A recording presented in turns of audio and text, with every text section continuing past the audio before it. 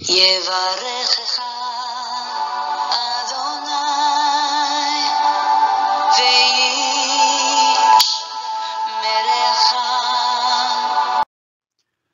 예바레크카 도나이 베이시메레카. 사랑하는 성도 여러분, 오늘 하루도 전지전능하신 임마누엘의 하나님께서 여러분에게 복을 주시고 여러분을 안전하게 지켜주시기를 축복합니다. 아멘. 할렐루야. 오늘도 어김없이 우리 코에 생명의 호흡을 불어넣어 주신 창조주 하나님 여호와, 온 만물의 주관자이신 우리 아버지 여호와 하나님을 성축하며 찬양합니다. 우리의 선한 목자 되시는 예수 그리스도, 우리를 사망의 음침한 골짜기에서 건져주셔서 저 지옥의 형벌을 면하게 해주신 예수 그리스도를 찬양하며 영광 돌립니다. 오늘도 우리 안에 내주하시며 우리의 옛사람을 오늘도 죽이시고 아름다운 예수 그리스도의 형상으로 우리를 점점점 닮아가게 하시는 성령님의 그 끊임없는 역사와 그 손길을 찬양합니다. 1.189 성경 장별 강의 319번째 시간입니다. 오늘은 열왕기하 6장 말씀을 함께 공부하도록 하겠습니다. 오늘 제목의 말씀은 아람의 침입을 물리치는 엘리사 선지자라는 제목입니다. 오늘 이 본문에서 이 엘리사 선지자는 이 물속에 빠진 도끼를 다시 떠오르게 하는 이적을 행하면서 이 위기에 빠진 자기의 백성을 이렇게 건져내어주는 그런 사건이 오늘 일어납니다. 아울러서 이 아람의 위협으로부터 공경에 빠진 이스라엘 민족을 구해내는 사건 또한 오늘 나타납니다. 비록 이 북쪽 이스라엘의 이 백성들, 왕과 백성들은 영적인 타락으로 인해서 제약에 빠져 있었지만, 그러나 하나님께서는 끝까지 참고 인내하사 그들을 품에 안으시고 그 종 엘리사 선지자를 통하여 그 사랑을 백성들에게 보이는 그 장면이 오늘 나게 됩니다. 우리 하나님의 그 깊고 넓은 사랑, 하나님의 인내하시는 그 사랑을 우리에게 오늘 이 본문을 통해서 말씀해 주고 계십니다. 오늘 열왕기하 6장을 공부하면서 우리 하나님은 어떤 하나님이시고 또 하나님의 자녀된 우리에게 주시는 교훈은 무엇인지 오늘 이 내용들을 잘 살펴보도록 하겠습니다. 어제와 동일하게 오늘 발생하는 사건도 남유다, 남쪽 이스라엘의 4대 왕 여호사밧 왕 때 발생한 사건이고, 북이스라엘의 9대 왕 요람 또는 여호람이라고 하는 이 왕 때에 일어났던 사건입니다.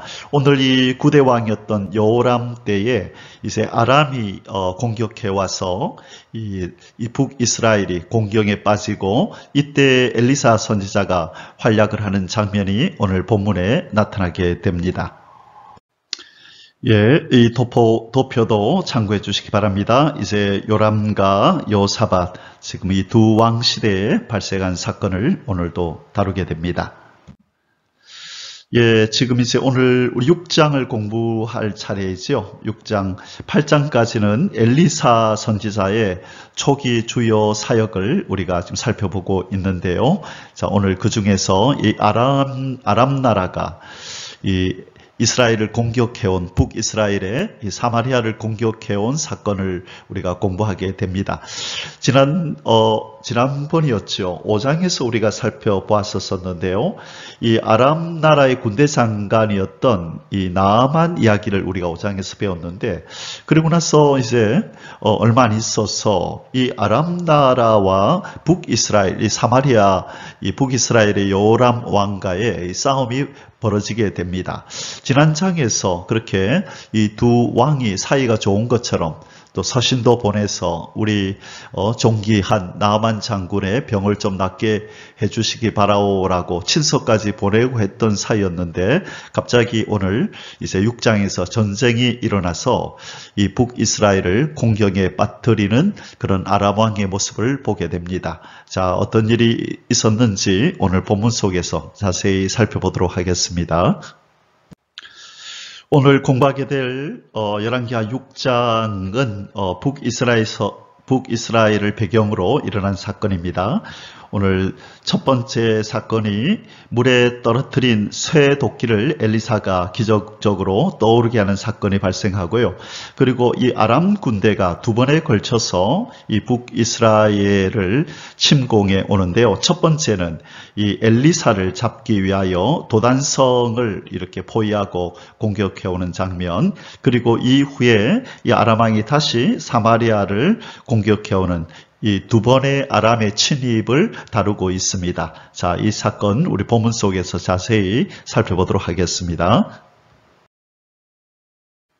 오늘 열왕기하 6장의 주제 구절은 17절입니다. 기도하여 이르되 여호와여 원하건대 그의 눈을 열어서 보게 하옵소서 하니 여호와께서 그 청년의 눈을 여심해 그가 보니 불말과 불병거가 산에 가득하여 엘리사를 둘렀더라. 자, 이 작전을 세울 때마다 이 아람 왕이 작전을 세우고 이스라엘을 공격하려고 할 때마다 누가 정탐꾼이 듣고 이렇게 그 정보를 이스라엘에 넘겨주는 것처럼 이미 이스라엘은 이 아람의 전술 전략을 다 알고 예비하고 방비하여 이렇게 모든 것이 수포로 돌아가는 일이 벌어졌을 때에 이 아람 왕이 판단하기에 바로 이 엘리사 선지자 때문에 이런 일이 벌어진다 판단하고 이 엘리사가 거처하고 있던 이 도단성에 이 그의 군대를 파견합니다. 그 아침에 이제 그의 사환이 엘리사의 사환이 나와서 보니까 이 도단성에 적들이 이렇게 지금 진을 치고 포위를 하고 있는 것입니다. 그러나 엘리사는 두려워하지 않았죠. 그의 눈에 또 다른 것이 보였기 때문입니다. 하나님이 보내신 불말과 불병거가 바로 이 적들을 또한 이렇게 포위하고 있었던 것을 보았지만 바로 그와 함께 있었던 사환, 아마 그건 게하시는 아닌 것 같아요. 게하시는 이미 저주를 받아서 그와 그의 후손이 영원히 그 나병 환자로 지냈다고 했기 때문에 오늘 본문에서 그 이름도 밝히지 않지만 아마 또 새로운 사환, 그를 수종드는 이 청년이었을 것 같아요. 그래서 그는 영안이 열리지 않아서 이 불말과 불수레를 보지를 못했죠. 불병거를. 그래서 이 엘리사가 그 청년을 위하여 기도하여 이제 그도 영안이 열려서 이 불말과 불병거를 보게 되는 바로 그 장면을 말씀하고 있습니다. 우리 본문 속에서 자세히 공부하겠지만 오늘 주제 성구에서 우리가 잠시 묵상하고 넘어갈 것은 이 하나님의 역사는 이 영안을 통해서 봐야 된다는 것이요. 이 영안이라고 하는 것은 실제로 우리의 영안이 열려서 보는 것도 의미하지만 하나님의 약속의 말씀, 하나님의 약속의 말씀을 통하여 지금 하나님이 우리 가운데 역사하시는 그 손길을 보는 것, 그것을 믿을 때에 그것이 바로 하나님의 역사를 우리가 보는 것입니다. 보지 않고 믿는 자가 복되다 한 것처럼 하나님이 두려워하지 마라. 내가 너와 함께 한다 그러면 예, 하나님 믿습니다. 나와 함께 하시는 줄. 그리고 시편 34편 6절에 보면 이런 말씀이 있죠. 여호와의 사자가 그를 경외하는 자를 둘러 진친다라고 말씀하셨죠. 자, 그 약속의 말씀을 우리는 믿고 비록 우리의 영안이 열려서 직접 보지 못한다 할지라도 이 약속에 근거하여 하나님의 천사들이 우리를 둘러 호위하고 있다는 것을 믿을 때에 우리는 더 높은 차원의 영안을 가진 것입니다. 때때로 하나님이 정말로 우리에게 영안을 열어서 환상처럼 그렇게 보게 하실 수도 있지만 더 높은 차원의 영안은 하나님의 말씀을 붙들고 그것을 믿으며 하나님의 말씀대로 우리 가운데 일어나고 있다라고 확신하는 것, 그게 진정한 높은 차원의 영안이라고 믿습니다. 우리는 이 하나님의 말씀을 배움으로써 우리의 영에 이 말씀의 기운, 이 말씀의 영역이 또 이 말씀의 영양분이 더 풍성하게 더 깊이 스며들어서 하나님의 말씀이면 무엇이든지 간에 아멘으로 믿을 수 있는 그 믿음, 그리고 그 말씀대로 우리가 확신하고 행동할 수 있는 그 높은 차원의 영안을 소유할 수 있기를 주님의 이름으로 축원합니다. 아멘. 자, 오늘 공부하게 될 열왕기하 6장의 소주제들을 소개합니다. 총 5개의 소주제가 있는데요. 첫 번째, 1절에서 7절까지는 물에 빠진 도끼를 떠오르게 한 엘리사의 이적.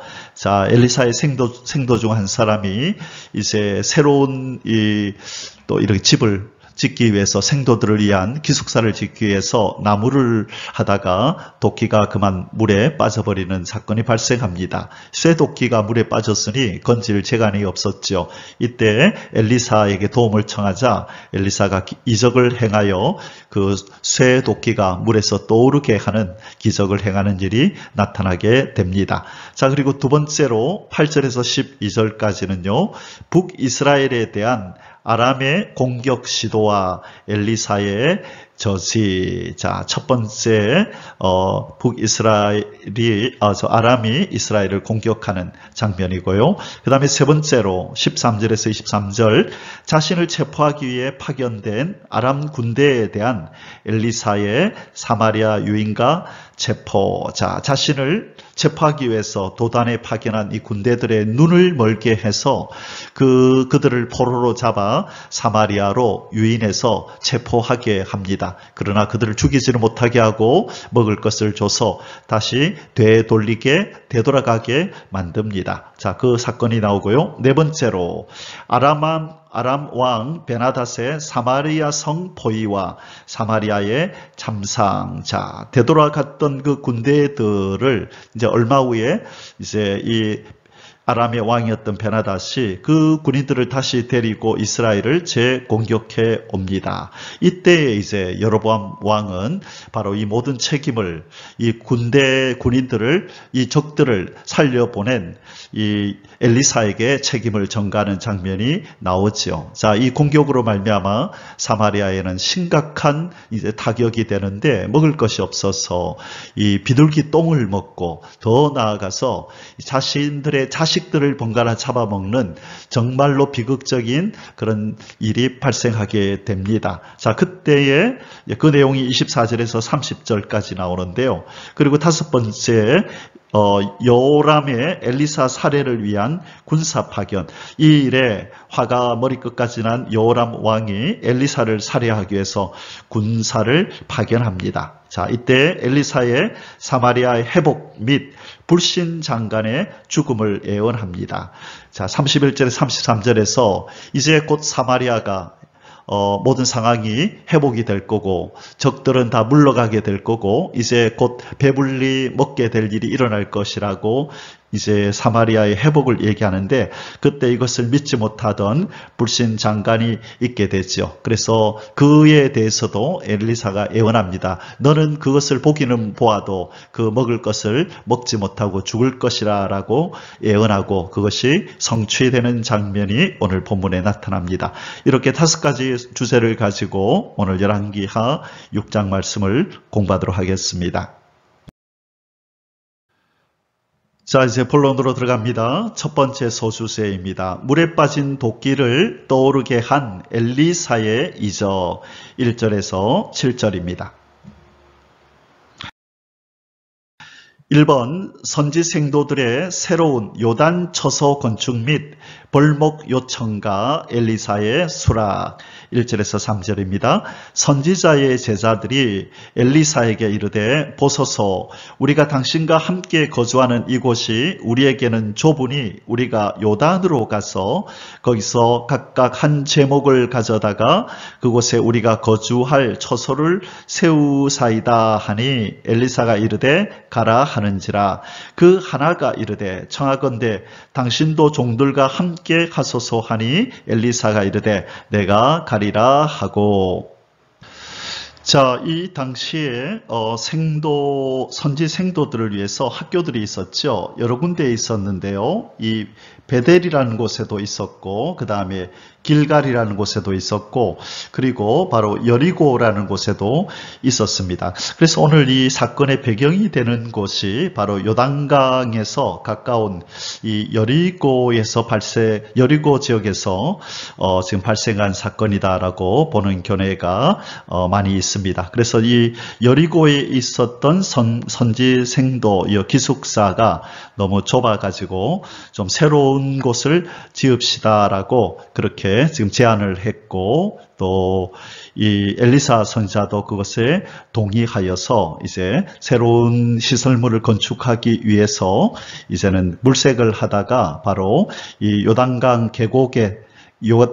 계곡에서 이제 나무를 그렇게 준비해서 이 부근에 짓기로 그렇게 작정을 한 것 같습니다. 그래서 지금 이 생도들이 엘리사 선지자도 같이 가시죠 해서 같이 동행을 하는 장면이 나옵니다. 이번 물에 빠진 도끼를 물 위로 떠오르게 한 엘리사의 이적 4절에서 7절입니다. 드디어 그들과 함께 가니라. 무리가 요단에 이르러 나무를 베더니 한 사람이 나무를 벨 때에 새 도끼가 물에 떨어진지라.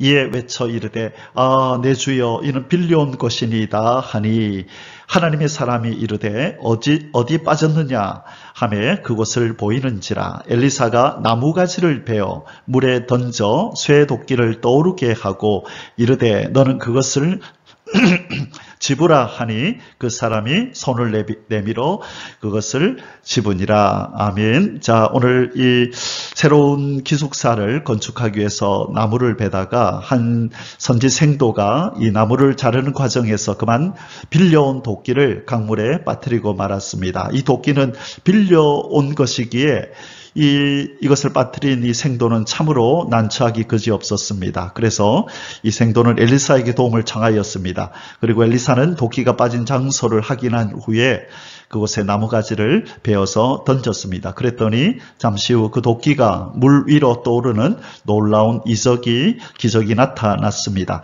이것을 목격한 선지자 생도는 아주 흥분된 마음으로 그 도끼를 아마 취하였을 것입니다. 하나님께서 왜 이러한 초자연적인 능력을 엘리사를 통하여 행하게 하셨을까요? 이것은 여러 가지로 생각할 수 있겠지만 먼저 이 제자들에게 스승의 권위를 세워주고 스승의 이 지도 역량을 보여줌으로써 이 제자들이 이 엘리사를 잘 추종하면서 잘 배울 수 있도록 그를 잘 따를 수 있도록 한 것이고, 또한 이 당시에 무수한 많은 사람들이 바알을 섬기고 있었잖아요. 그래서 이 바알 앞에 몰려가서 바알을 따르고 있는 이 상황 속에서 하나님만을 따르겠다고, 오직 유일하신 하나님만을 섬기겠다고 헌신하고 다짐하면서 선지 생도가 되어 있는 이 사람들에게 이 놀라운 기적과 이적을 직접 목격하게 함으로써 자신들이 바른 선택을 하고 자신들이 섬기고 있는 이 하나님이 참 하나님이라고 하는 그런 확신을 갖게 하고, 그리고 이 길을 걸어가는 데 있어서 위로가 되고 용기를 갖게 하는 그런 큰 계기를 마련해 주시고 싶었던 것입니다. 하나님께서는 사람들이 바알에게 무릎 꿇는 그 상황 속에서 남은 자를 하나님께서는 준비시키시는데, 남은 자가 남은 자 될 수 있는 것은 하나님의 이 역사를 목격하는 것입니다. 체험하는 것입니다. 이 체험이, 기독교는 체험의 종교라고 하지 않습니까? 이 체험이 풍성해질수록 이 남은 자를 향한 결단과 각오가 생기는 것입니다. 누가 뭐라 그래도 나는 하나님을 체험했고 하나님의 역사를 나는 보았노라. 그러므로 누가 뭐라 그래도 나는 이 약속을 믿고 이 말씀을 믿노라라고 결단하며 그 시대에 시류를 거스리는 남은 자로서 믿음을 지키고 배도하는 그 많은 사람들 가운데서도 목숨을 걸고 순교의 길을 걸어갈 수 있는 참 하나님의 사람이 되는 것입니다. 그래서 하나님이 오늘 이렇게 이 선지 생도들 앞에서 하나님은 큰 기적의 역사를 베푸신 것입니다. 우리도 더 큰 믿음의 사람이 되게 하여 하나님 앞에 하나님의 말씀이 우리들의 눈앞에서 체험되고 구현되는 그런 놀라운 그 체험들을 달라고 우리가 기도할 때 하나의 기도 제목으로 가져야 될 줄 믿습니다. 아멘. 자, 이제 두 번째 소수세를 공부하겠습니다. 이번 북이스라엘에 대한 아람의 공격 시도와 엘리사의 저지 8절에서 12절입니다. 1번 북이스라엘 정복을 위한 아람 왕의 전략 수립 8절입니다. 그때에 아람 왕이 이스라엘과 더불어 싸우며 그의 신복들과 의논하여 이르기를 우리가 아무데 진을 치리라 하였더니, 자, 갑자기 이 아람 왕이 느닷없이, 이 아람 왕은 베나닷인데요. 베나닷이 북이스라엘과 싸우기 위하여 갑자기 이스라엘을 공격하려고 작전을 짭니다. 이때에 이스라엘의 왕이 여호람이었죠. 여호람. 자, 그런데 이에 대해서 이제 신학자들의 많은 의견들이 있습니다. 분명히 5장에서 나아만 사건이 있었잖아요. 5장에서 나아만 장군의 이야기가 나올 때까지만 해도 아람과 이 북이스라엘은 이 왕들 사이에 아주 친분이 있는 것처럼, 그렇게 교류가 있는 것처럼 나타났잖아요. 그래서 친서를 보내고 또 북이스라엘 이 왕이 또 이 친서를 받고 처음에는 우려했지만, 오해를 했지만 이 엘리사에게 소개함으로 엘리사가 치유를 해줬잖아요. 어쩌면 그때부터 우리가 알 수는 있겠네요. 북이스라엘의 이 요람 왕이 아람 왕의 친서를 받고 나서 뭔가 모른 좀 찝찝한 마음을 가졌잖아요. 이 왕이 이것을 빌미 삼아서 나를 공격하려고 하는 거 아니야? 라고 생각을 했다. 그죠? 그래서 어떤 면에서 그렇게 깊은 친밀감 있는 교제가 있었던 것은 아닌 것 같고, 그냥 뭐 적대감은 아니었지만 서로 그냥 알고 서로 뭐 연락은 주고받는 아마 그 정도였을 것으로 짐작을 합니다. 그러나 그 사이에 갑자기 느닷없이 이 아람 왕이 북이스라엘을 공격하는 장면이 오늘 등장을 하는데, 많은 또 이제 학자들이 아마 이것은 이 나아만 사건이 지나고 한참 후의 사건일 거라고 보는데, 그러나 더 많은 학자들이 아니다, 이것은 나아만 장군 사건 바로 이어서 얼마 안 있어서 일어난 사건이라고 그렇게 믿습니다. 왜냐하면 권위가 있는 유대인의 역사가였던 요세푸스라는 사람이 있어요. 요세푸스라는 사람이 있는데, 이 사람의 그 책에서, 이 사람의 기록에서 바로 여기에 아람 왕은 바로 베나닷이고, 그리고 이 당시에 이 이스라엘 왕은 여호람이라고 그렇게 기록하고 있거든요. 그래서 이 사람의 말을 근거로 이제 연도를 계산해 보면, 나아만 장군의 사건은 BC 850년경, 그리고 지금 아람이 이스라엘을 공격해온 이 사건은 한 3년 후인 BC 847년경으로 보고 있습니다. 그래서 이 나아만이 병이 낫고 나서 돌아간 후에 한 3년 후에 이스라엘을 공격해 오는데요. 그런데 흥미로운 것은 지난 장에도 제가 말씀드렸지만 이 전쟁에는 나아만의 이름이 등장하지 않습니다. 나아만은 군대 장관이었잖아요. 그러면 당연히 이 전쟁을 하는 이 상황 속에서 그의 이름이 등장할 만도 한데 이름이 등장하지 않는다는 거죠. 겨우 3년이 지난 이 시점에 그러면 이 3년 사이에 무슨 일이 있었는가? 지난 장에서 말씀드렸던 것처럼 군대 장관 나아만은 여호와 하나님을 체험하고 만나는 놀라운 그런 체험이 있은 이후에 아마 심경의 변화가 있어서 림몬 왕에게 절을 해야 되는 자신의 처지에 아마 해이를 느끼고 이 군대 장관직을 내려놓은 것이 아닌가, 그 신앙을 따라 살기 위해서 그렇게 한 것이 아닌가라고 우리가 유추할 수 있다고 말씀드렸습니다. 자, 이러한 배경 속에서 일어나는 전쟁이라는 것을 우리가 염두에 두고 계속 본문을 살펴보겠습니다. 이번 엘리사의 조언으로 인한 아람의 군사작전 실패, 9절에서 10절입니다. 하나님의 사람이 이스라엘 왕에게 보내 이르되, 자, 지금 이 작전을 이 영감으로 알아차렸습니다. 그래서 지금 아람 왕이 지금 보낸 군대들이 어디에 주둔을 하고 이렇게 매복하고 있다는 것을 이렇게 여호람 왕에게 알리기 위하여 사람을 보낸 것입니다. 이렇게 전달합니다. 왕은 삼가 아무 곳으로 지나가지 마소서. 아람 사람이 그곳으로 나오나이다 하는지라.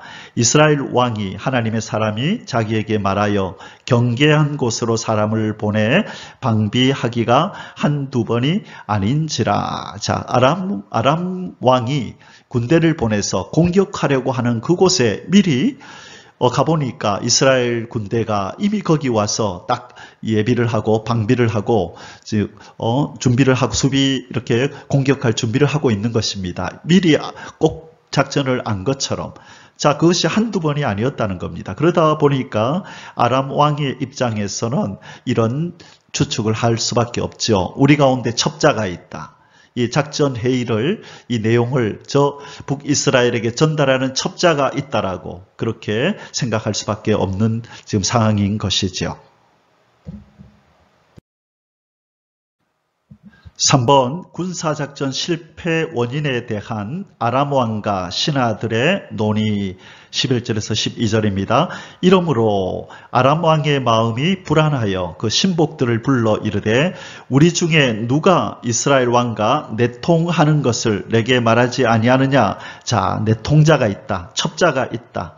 간첩이 있다라고 지금 이렇게 얘기하고 있는 것입니다. 그 신복 중에 한 사람이 이르되 우리 주 왕이여 아니로소이다. 오직 이스라엘 선지자 엘리사가 왕이 침실에서 하신 말씀을 이스라엘의 왕에게 고하나이다 하는지라. 자, 지금 이 아람 왕은 엘리사의 이름을 익히 들어 알고 있습니다. 얼마 전에, 몇 년 전에 이 나만 군대 장관의 병을 낫게 했던 그 이야기를 돌아온 나만 장군에게 분명히 들었을 것입니다. 자, 그래서 이 신하도 바로 그 엘리사를 지칭하며 그 신통력을 가지고 있는 그 사람이 왕이 침실에서 하시는 말씀까지도 다 듣고 알고 이스라엘의 왕에게 고하기 때문에 우리의 작전 또한 이렇게 그가 알고 미리 준비한 것입니다. 라고 설득력 있게 왕에게 이야기를 하였습니다. 자, 이제 세 번째 소수세입니다. 자신을 체포하기 위해 파견된 아람 군대에 대한 엘리사의 사마리아 유인과 체포. 자, 이 아람 왕이 바로 이 엘리사, 그냥 내버려 뒀다가는 안 되겠다. 이 한 사람 때문에 우리가 이스라엘을 공격할 수도 없고 싸워도 이길 수가 없겠다고 판단한 이 아람 왕은 제일 먼저 우선적으로 엘리사 선지자를 제거하기 위하여 먼저 이 아람의 군대를 파견하는데 이 아람 군대와 당면한 이 엘리사가 어떻게 처리하는지 그 내용을 담고 있습니다. 13절에서 23절입니다. 1번 엘리사를 체포하기 위한 아람 군대의 도단성 포위 13절에서 14절입니다. 왕이 이르되 너희는 가서 엘리사가 어디 있나 보라. 내가 사람을 보내어 그를 잡으리라.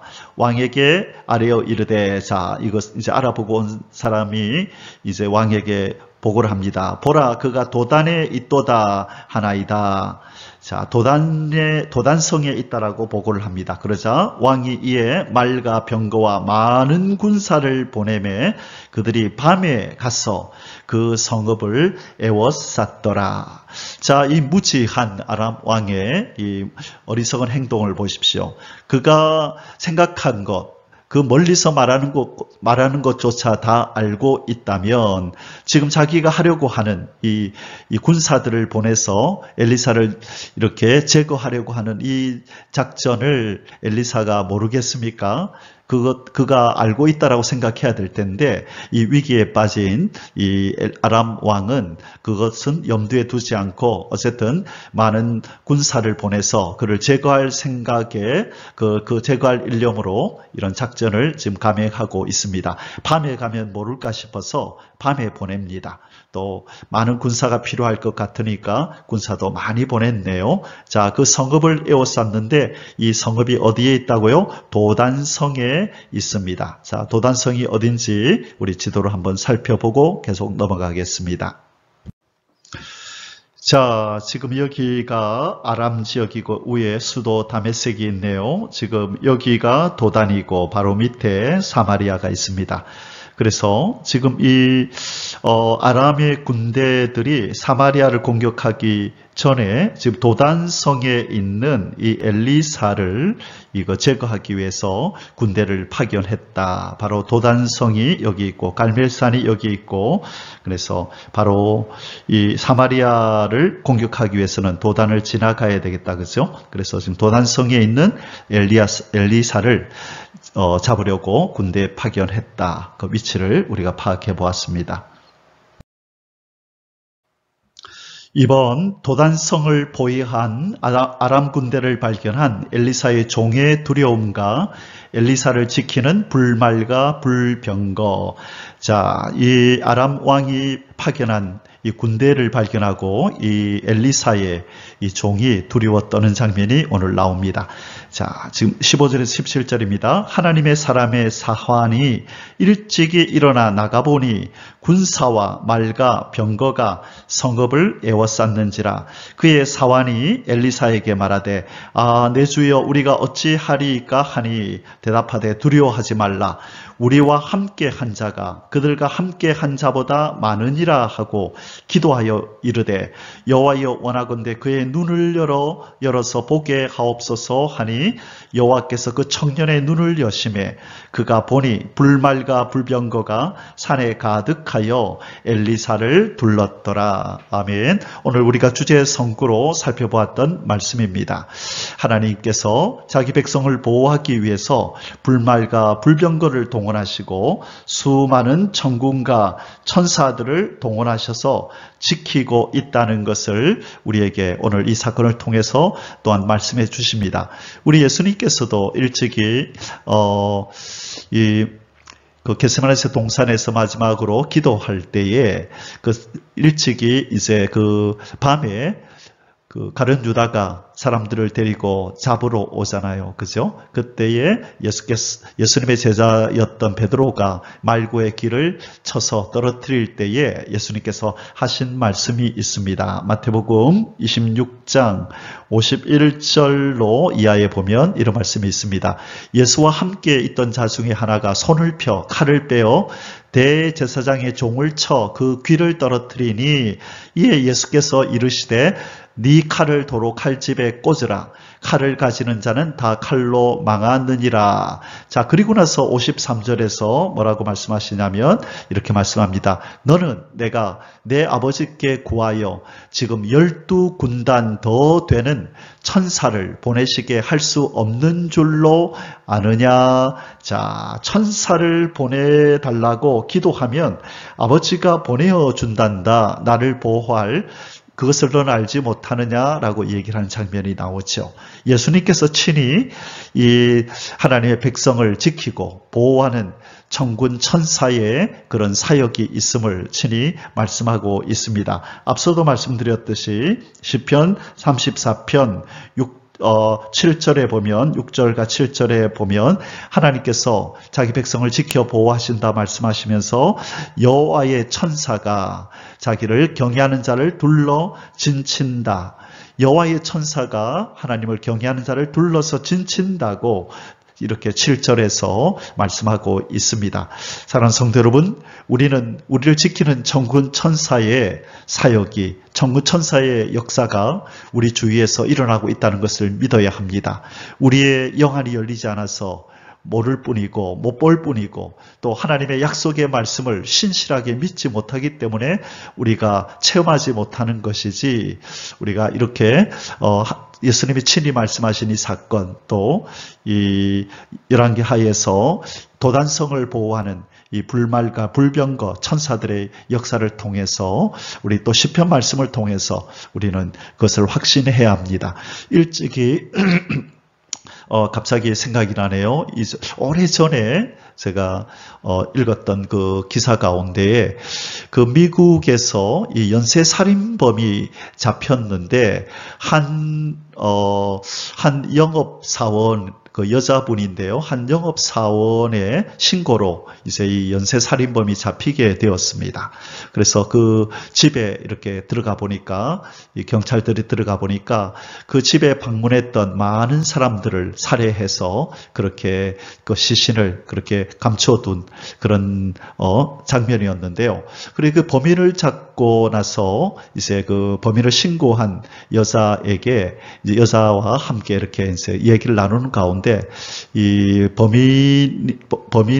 범인에게 이제 경찰이 이렇게 묻습니다. 자, 이 죽인 사람들은 누구냐 하니까 자기 집을 방문하고 노크하고 찾아왔던 또 영업사원들도 있고요. 또 그 주변에 어쨌든 자기 집에 이렇게 방문을 한 사람들은 이렇게 죽였다는 거예요. 그래서 경찰이 묻기를, 그러면 이 여자는 마지막으로 당신 집에 찾아왔던 이 여자는 왜 죽이지 않았느냐라고 하니까 이 연쇄살인범이 하는 말이, 그 여자는 혼자 찾아온 것이 아니었다. 나는 이 혼자 찾아온 사람을 유인해서 죽였는데 그 여자는 왔는데 보니까 그 여자의 옆에 큰 남자 두 사람이 있었다. 그렇게 진술을 하는 거예요. 그래서 이 경찰이 여자에게, 아니 당신 혼자 갔다고 얘기하지 않았습니까? 아, 예, 저 혼자 그 집에 영업차 놓고 했다고. 그런데 저 사람은 왜 남자가 둘이 있었다고 얘기하느냐? 그 말을 들으면서 이 하나님을 섬기던 이 여인은, 하나님이 자신을 보호하기 위해서 이 천사들을 지금 옆에 두었는데 이 살인범이, 하나님이 살인범의 눈을 열어서, 영안을 열어서 이 천사들을 보게 한 것 같다라고 그렇게 진술하였습니다. 그리고 그 내용을 읽었던 기억이 나네요. 우리는 눈으로 보이지 않기 때문에 모르지만, 그러나 하나님의 천사가 우리를 지키고 보호하고 있는 줄 믿습니다. 우리를 고아처럼 내버려 두지 아니하시고 호위무사를 우리 주변에 두시고, 또 필요할 때마다 우리에게 하늘의 역사를, 기적과 이적의 역사를 베풀어서 이 광야 같은 세상 잘 지나갈 수 있도록 자비로우신 아버지가 우리를 지키고 보호하는 줄을 믿습니다. 아멘. 할렐루야. 3번, 눈먼 아람 군대의 사마리아 유해인. 자, 이 도단성을 공격해 왔던, 엘리사를 공격해 왔던 이 군인들을 하나님 앞에 기도하여 이들의 눈을 멀게 만들어서 이들을 사마리아 성으로 유인하는 장면입니다. 18절에서 20절입니다. 아람 사람이 엘리사에게 내려오매, 자, 이제 종이 문을 여니까 이 둘러싸고 있던 아람의 군대들이 엘리사에게 지금 공격해 내려왔습니다. 엘리사가 여호와께 기도하여 이르되, 원하건대 저 무리의 눈을 어둡게 하옵소서 하매, 엘리사의 말대로 그들의 눈을 어둡게 하신지라. 하나님, 저들의 눈을 멀게 하옵소서라고 급하게 그렇게 기도하네요. 그러자 하나님이 그 엘리사의 기도대로 이 아람 군대들의 눈을 멀게 했습니다. 엘리사가 그들에게 이르되, 이는 그 길이 아니요 이는 그 성읍도 아니니 나를 따라오라. 내가 너희를 인도하여 너희가 찾는 사람에게로 나아가리라 하고 그들을 인도하여 사마리아에 이르니라. 자, 도단성에서 사마리아까지는 한 16km 정도 된다고 합니다. 도단성에서 사마리아까지 한 16km 되는데, 이 거리를 이 눈먼 이 군인들을 이끌고 지금 쭉 내려가서 사마리아에 이르게 된 것입니다. 사마리아에 들어갈 때에 엘리사가 이르되, 여호와여 이 무리의 눈을 열어서 보게 하옵소서 하니, 여호와께서 그들의 눈을 여심해 그들이 보니 자기들이 사마리아 가운데 있더라. 졸지에 포로가 되어서 적진에 갇히게 된 것입니다. 이것은 하나님이 아니면 이런 일을 행할 수가 없죠. 그래서 성경은 전쟁은 하나님께 속했다라고 말씀하는 겁니다. 없습니다. 아무리 인간적인 무기들을 갖추고 또 병력이 많다 할지라도 하나님이 허락하지 않으면 그 전쟁에서 승리할 수 없고, 반면에 아무리 불리한 여건 속에 있고 아무리 또 무기가 빈약하다 할지라도 하나님이 원하시고 하나님이 뜻하시면 반드시 승리로 끝나는 줄 믿습니다. 전쟁은 하나님께 속한 것입니다. 자, 이 그림은 이 눈이 멀어서 이 엘리사의 손에 이끌려서 지금 사마리아 성에 이렇게 들어와서 포위가 되어버린, 체포가 되어버린, 이제 포로가 되어버린 이 아람 군대의 모습을 묘사한 그림입니다. 4번, 체포된 아람 군대에 대한 엘리사의 긍휼 요청과 후퇴하는 아람 군대, 21절에서 23절입니다. 이스라엘 왕이 그들을 보고, 자, 이 그들이란 아람 군대, 지금 포로로 끌려온 아람 군대죠. 엘리사에게 이르되, 내 아버지여, 내가 치리이까 하니, 자, 내가 이 포로들을 죽여버릴까? 그 말이죠. 그때에 엘리사가 대답합니다. 대답하되, 치지 마소서. 칼과 활로 사로잡은 자인들 어찌 치리이까? 떡과 물을 그들 앞에 두어 먹고 마시게 하고 그들의 주인에게로 돌려보내소서 하는지라. 왕이 위하여 음식을 많이 베풀고 그들이 먹고 마심에 놓아보내니 그들이 그들의 주인에게로 돌아가니라. 이로부터 아람 군대의 부대가 다시는 이스라엘 땅에 들어오지 못하니라. 자, 이 원수를 사랑으로 그렇게 대접한, 이 선으로 악을 이긴 바로 엘리사의 처사입니다. 아마 이렇게 하면 이들이 이 놀라운 기적을 경험했잖아요. 다 이 많은 군인들이 맹인이 되어서 졸지에 포로가 되는 이런 걸 경험하고, 또 이곳에는 정말로 소문을 들어서 익히 알고 있었던 엘리사의 그 능력이, 그 영역이 어느 정도인지를 그들도 체험함으로 다시는 이들이 이 이스라엘을 공격하지 못할 것이라고 아마 그렇게 생각하고 이들에게 그 선을 베풀었을 것입니다. 긍휼을 베풀었을 것인데, 그런데 얼마 안 있어서 이 베나닷은 다시 군인들을 모아서 이스라엘을 공격해 오는 일이 발생하게 됩니다. 4번, 아람왕 베나닷의 사마리아 성 포위와 사마리아의 참상, 24절에서 30절입니다. 자, 드디어 이 아람 왕 베나닷이 사마리아 성을 공격해 왔습니다. 처음은 이 도단성에 있던 엘리사를 제거하기 위해서 군인을 파견했는데, 이번에는 정말로 북이스라엘의 수도 사마리아 성을 함락하기 위해서 이 북이스라엘을 공격해오고 포위하였던 것입니다. 오랫동안 이 성이 포위되어 있었기 때문에 식량이 다 떨어지고 먹을 것을 이렇게 구할 수가 없어서 이 사마리아 성 안에는 정말로 참 비극적인 일이 벌어지고 있었습니다. 자, 그 내용이 무엇이고 또 그 위기에서 어떻게 탈출하게 되는지 살펴보도록 하겠습니다. 1번, 그 후 아람왕 베나닷이 군대를 끌고 와 사마리아를 포위함, 24절입니다. 이후에, 어떤 사건 이후에 이 포로들이 맹인이 되어서 포로되었다가 이 긍휼을 받고 다시 되돌아간 이 사건 이후에 아람왕 베나닷이 그의 온 군대를 모아 올라와서, 이번에는 온 군대, 전 군대를 다 모집을 해서 올라왔네요. 그리고 사마리아를 에워싸니, 자, 이 기간이 이제 오래되어집니다. 그러니 이 사마리아 성에 식량이 다 떨어지고 먹을 것이 없어져서 정말로 말로 형용할 수 없는 참상이 벌어지게 됩니다. 자, 여기에서 우리가 알 수 있는 것은 이 아람왕 베나닷, 이것이 꼭 어떤 마귀의 속성 같아요. 끊임없이 하나님의 백성을 공격해 오는, 끊임없이 쉬지 않고 계속해서 공격해오는, 이제 좀 끝날려나 싶으면 또 군인들을 다시 모아서 다시 재공격해오고, 또 무찌르면 또 공격해오는, 쉬지 않는 마귀의 이 공격하는 이 속성, 이 유혹하고 미혹하는 속성을 지금 이 아람 왕 베나닷이 이렇게 보여주고 있는 것 같습니다. 이번 극심한 기아로 인한 사마리아의 참상 25절에서 30절입니다. 자, 아람 군대에 의해 포위된 사마리아 성 안에서 일어나고 있는 일을 이렇게 묘사하고 있습니다. 아람 사람이 사마리아를 에워싸므로 성중이 크게 줄여서 나귀 머리 하나에 은 80세겔이요 비둘기 똥 4분의 1갑에 은 5세겔이라 하니.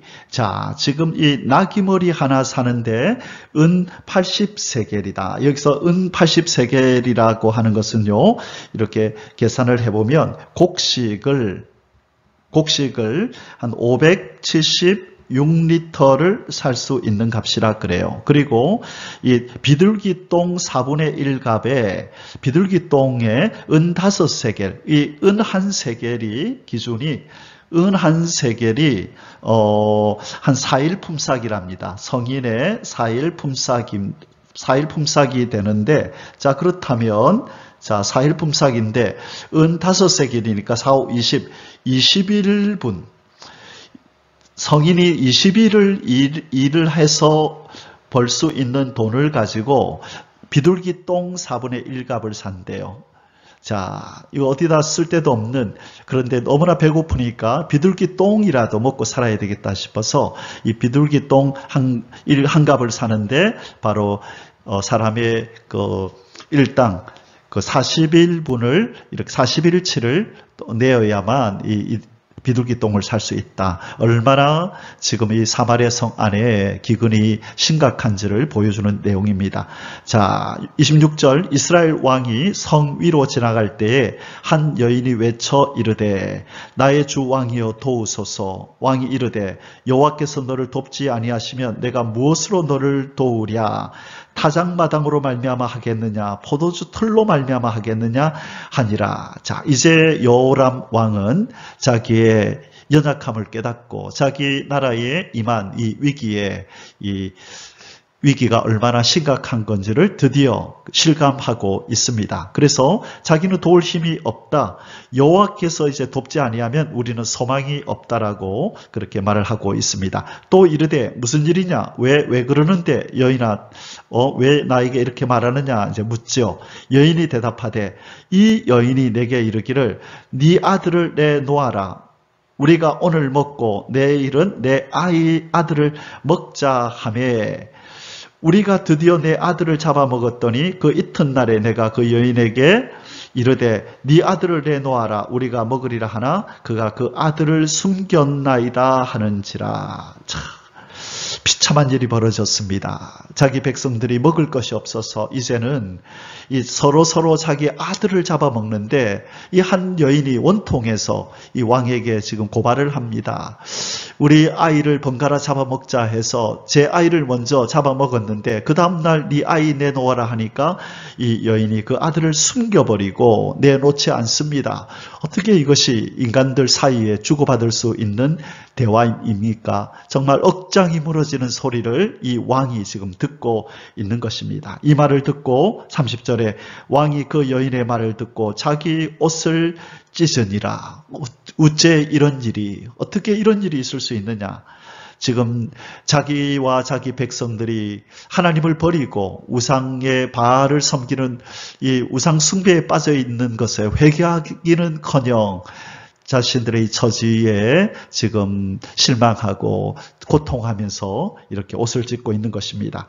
그가 성위로 지나갈 때 백성이 본즉 그의 속살에 굵은 배를 입었더라. 자, 여기에 마지막으로 나타났던 이 왕이 그 안에 굵은 배를 입었더라. 왜 이 왕은 굵은 배를 입고 있었을까요? 이 굵은 배가 의미하는 것이 우리는 무엇인지 잘 압니다. 그죠? 이 초상을 당했을 때라든지 이 국가적으로 이 어떤 위기, 큰 재난을 당했을 때, 국가적 재난을 만났을 때 또는 슬픔을 표시할 때에 이런 옷을 입잖아요. 자, 그리고 또 회개의 표시이기도 하고요. 그래서 초상을 당하거나 국가적 재난, 그리고 슬픈 일, 그리고 회개할 일이 있을 때 이 옷을 입었는데, 바로 이 왕이 왕복 속에다 이 베옷을 입었다는 것은 지금 사마리아의 성에 임한 너무나 참혹한 이 현실에 대해서 이 최고, 이 책임자로서 지금 공식적인 애도의 표시, 회개의 자세를 취한 것으로 받아들여질 수가 있어요. 어쩌면 이 왕은 백성들이 이렇게 알아주기를 원해서 이 형식적으로 그랬을 수 있습니다. 자, 이 왕이 이렇게 한 것은 실제로 회개하였다라고 볼 수 없습니다. 그 이유는 바로 이 왕이 이후에 하는 행동 때문에 그래요. 그가 정말로 이렇게 회개를 한다면 이제는 행동이 잘못했습니다. 하나님 용서해 주십시오. 도와달라고 이렇게 나아가야 되는데 그가 엘리사를 이 재난의 장본인으로 치부하고 그를 살해하려고 합니다. 이것은 있어서는 안 되죠. 그가 정말 진정으로 회개한다면 엘리사에게 이 책임을 전가하면 안 되죠. 그런데 그렇게 행동했다는 거예요. 그래서 지금 왕이 굵은 베옷을 입고 있는 것은 단지 백성들의 눈을 의식하여서 이렇게 전시적 효과, 내가 이렇게 슬픔을 지금 표시하고 있다. 내가 이렇게 당신들의 힘듦을 알고 이렇게 슬퍼하고 있다라는 것을 이렇게 형식적으로 보이기 위함이라는 것을 우리는 알게 됩니다. 자, 이제 마지막 5번째 소수세를 공부할 시간입니다. 여호람의 엘리사 살해를 위한 군사 파견과 엘리사의 사마리아 회복 및 불신 장관의 죽음 예언 31절에서 33절입니다. 1번 북이스라엘 왕 여호람이 위기의 원인을 엘리사에게 돌리며 그를 반드시 죽이겠다고 맹세함 31절입니다. 왕이 이르되 사밧의 아들 엘리사의 머리가 오늘 그 몸에 붙어 있으면 하나님이 내게 벌 위에 벌을 내리실지로다 하니라. 자, 지금 이 한 여인으로부터 이 백성들 가운데서 일어나고 있는 이 참담한 상황을 전해들은 이 요람 왕은 이 자신의 책임을 깨닫지 못하고 오히려 흥분하여서 엘리사에게 이 모든 책임을 지금 떠넘기면서 그를 비난하고 그를 죽이겠다고 이렇게 지금 맹세까지 하고 있습니다. 자, 왜 이렇게 이 여호람 왕은 이 책임을 엘리사에게 전가할까요? 1절에 그가 이 아람의 군대 장관이었던 나아만 장군의 병을 치료해 준 이 사건, 그리고 얼마 전에 있었던 이 적의 군인들에게 먹을 것을 주고 살려보냈던 이 사건이 바로 화근이 되었다라고 생각한 것입니다. 그래서 왜 당신이 그랬느냐?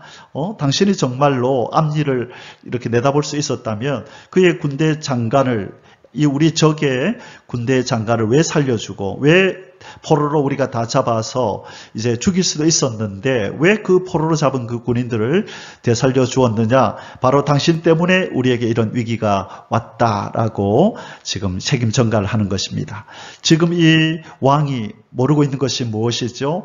하나님은 일찍이 모세를 통하여 이 율법서 이스라엘 백성이 지켜 행할 율법의 말씀을 주시면서 누차 강조한 것이 뭐냐면 너희들이 가나안 땅에 들어가서 내 법을 어기고 다른 신을 섬기며 우상을 섬기고 내 법을 버릴 때에 적들이 너희들을 공격해 올 것이다.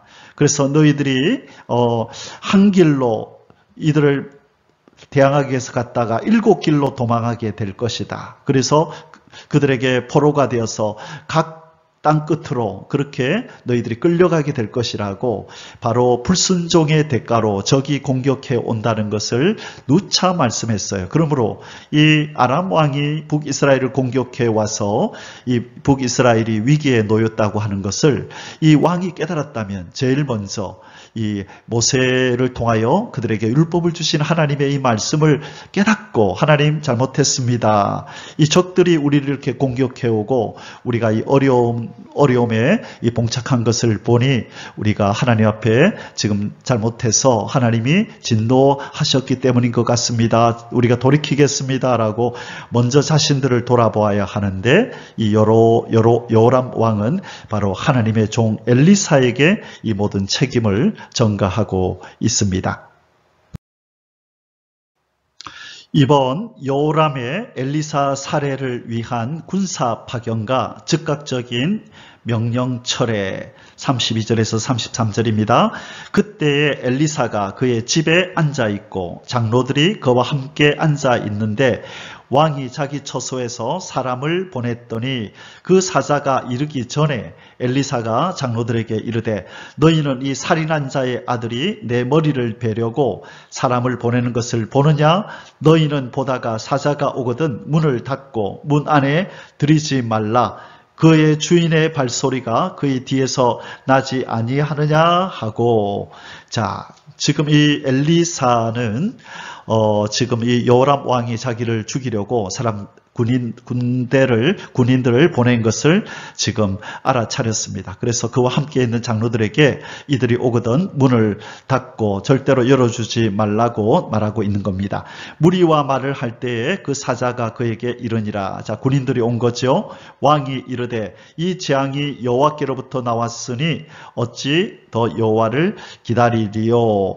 자, 지금 이 여호람 왕은 오히려 이 재앙이 여호와께로부터 나왔으니 어찌 더 여호와를 기다리리요. 이상한 말을 하고 있죠. 자, 오늘 이 장면이 이게 무슨 뜻일까 좀 모호하죠. 지금 이 군사를 파견했어요. 엘리사를 죽이기 위해서. 그런데 지금 대화를 누가 하고 있죠? 왕이 이르되 이 재앙이 여호와께로부터 나왔으니 어찌 더 여호와를 기다리리요. 지금 군사들을 파견하고 왕이 친히 그 뒤를 지금 따라온 것입니다. 자, 그래서 지금 왕이 하는 말이 이 재앙이 여호와께로부터 나왔으니 어찌 더 여호와를 기다리리요.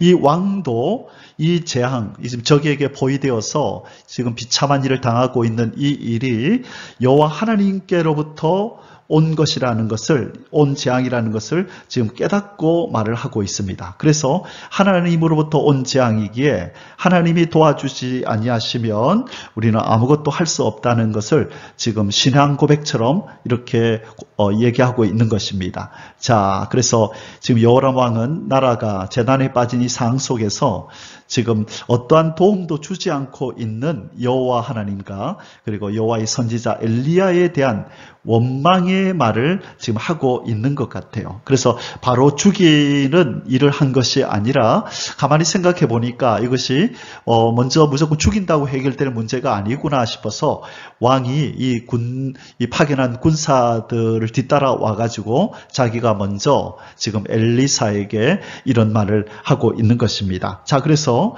이 부분에 대해서 요세푸스, 아까 한번 소개했던 유대의 역사가였던 요세푸스는 이 장면에 대해서 이렇게 말하고 있습니다. 왕이 엘리사에게 와서 그에게 현재 우리의 불행에서 구원해 주실 것을 하나님께 구하지도 아니한 것과 자기들이 적들로 인해 파괴되어 가고 있는 동안 너무 무관심하게 보았던 것에 대하여 비난하였다. 자, 두 가지를 얘기했다는 거예요. 왜 하나님이 여호와께서 돕지 않으시는가? 그리고 엘리사여, 왜 당신은 우리가 이 어려움을 당하고 있는데 가만히 보고만 있는가라고 지금 이렇게 비난하고 있는 장면이라는 거예요. 그래서 지금 이 군대를 처음에 파견했을 때는 당장 엘리사를 죽일 것처럼 그렇게 그런 마음을 가졌지만 가만히 생각하니까 그렇게 해서 될 일이 아니라 생각하고 지금 엘리사에게 이렇게 말하고 있다는 것입니다. 자, 그래서 이러한 이 왕의 말을 듣고 이제 엘리사가 아주 중요한 이제 예언을 이제 하게 되지요. 자, 그런데 지금 이 장면은 이제 7장 앞부분부터 나타나게 됩니다. 자, 그 부분은 우리 다음 장에서 살펴보도록 하겠습니다. 사랑하는 성도 여러분, 오늘 열왕기하 6장의 결론을 내릴 시간입니다. 오늘 결론적으로 체험적 신앙의 중요성에 대해서 좀 살펴보겠습니다. 부분에서 본문을 강의하면서 이 부분을 조금 나눴었는데요.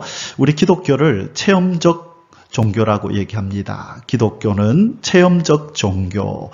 왜냐하면 기독교의 역사는 기적과 이적의 역사라 해도 과언이 아니거든요. 창세기 1장 1절부터 태초에 하나님이 천지를 창조하시니라. 믿음이 없으면 도저히 깨달을 수 없고 고백할 수 없는 하나님이 태초에 천지를 창조하셨다. 아무것도 없는 무에서 유를 창조해 내셨다라고 하는 것, 이것 자체가 정말로 기적 같은 일이고 이것은 하나님의 도우심이 없으면 이 체험적인 신앙을 가질 수 없다는 것입니다. 여러분, 믿음이라는 것이 언제 생기는 줄 아십니까? 믿음이 없이는 하나님을 기쁘시게 할 수도 없고 믿음이 없고서는 하나님이 모든 만물을 창조했다는 걸 믿을 수가 없지요. 자, 믿음이라는 게 어디서 발생하냐면 하나님을 아는 지식, 그것에 더하여 체험에서 발생하는 것이 바로 믿음입니다. 하나님께서 두려워하지 말라 내가 너와 함께 함이니라고 그렇게 말씀하셨음에도 불구하고 우리는 어려운 일이 당하면 하나님이 함께 한다는 약속의 말씀은 오간데 없고 우리는 두려워 떨지요. 왜 두려워하느냐고 하나님 말씀해도 우리는 두려워하는 것입니다. 왜냐하면 하나님이 함께 한다는 하나님을 아는 지식은 우리가 성경을 통해서 가지고 있지만 그런 체험을 하지를 못했거든요. 위기를 당할 때 하나님이 나를 도우시는 체험을 많이 못했기 때문에 하나님은 나를 지키시고 보호하고 환난에서 날 건지시는 분이라는 이 확고한 믿음이 생기지를 않았던 것이에요. 그래서 우리 많은 그리스도인들이 성경을 읽으면서 지식적으로 하나님을 아는 지식은 많이 가지고 있지만 이것이 체험을 통하여 진정으로 인격적으로 하나님을 아는 단계, 진정한 산 믿음의 단계에 우리가 잘 나가지 못한다는 것이에요. 그래서 오늘 이 본문에 등장했던 바로 엘리사 선지자의 종이었던 이 젊은 총각도 바로 이 체험적 신앙이 없었기 때문에 하나님이 그들과 자기와 함께하고 엘리사 선지자와 함께 한다는 것은 아마 지식으로 알고 있었을 것입니다. 그러나 그의 눈에 보이는 것이 없고 느껴지는 것이 없었기 때문에 두려웠던 것이죠. 도단성을 포위하고 있는 이 아람의 군대들을 보면서 두려워 떨 때에 그때의 엘리사가 뭐라 그랬죠? 대답하되 두려워하지 말라. 우리와 함께 한 자가 그들과 함께 한 자보다 많으니라. 지금 이 사환이 보지 못한 것이 이것이죠. 이 적들의 수는 많은데 자기는 지금 이 스승, 이 엘리사와 자기는 이렇게 둘밖에 없다고 생각한 거죠. 그러나 믿음의 눈을 가진 자, 체험적 믿음을 가진 자는 바로 이것을 아는 것입니다. 두려워하지 말라. 우리와 함께한 자가 더 많다. 저 적들보다 더 많다는 것을 깨달아 아는 것입니다. 기도하여 이르되 여호와여 원하건대 그의 눈을 열어서 보게 하옵소서. 나는 보지만 쟤는 보지 못하는 것을 보게 하옵소서. 그렇게 기도할 때 여호와께서 그 청년의 눈을 여심해 그가 보니 불말과 불병거가 산에 가득하여 엘리사를 둘렀더라.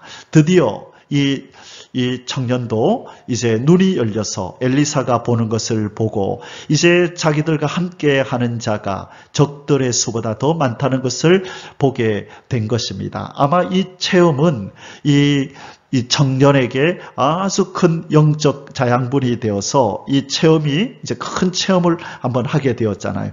이 체험은 이제 눈덩이처럼 굴어서 나중에 그의 이 인생에 아주 큰 이 체험으로 이 영적 자산으로 남아서 하나님을 섬기는 일에 아주 큰 도움이 되었을 거예요.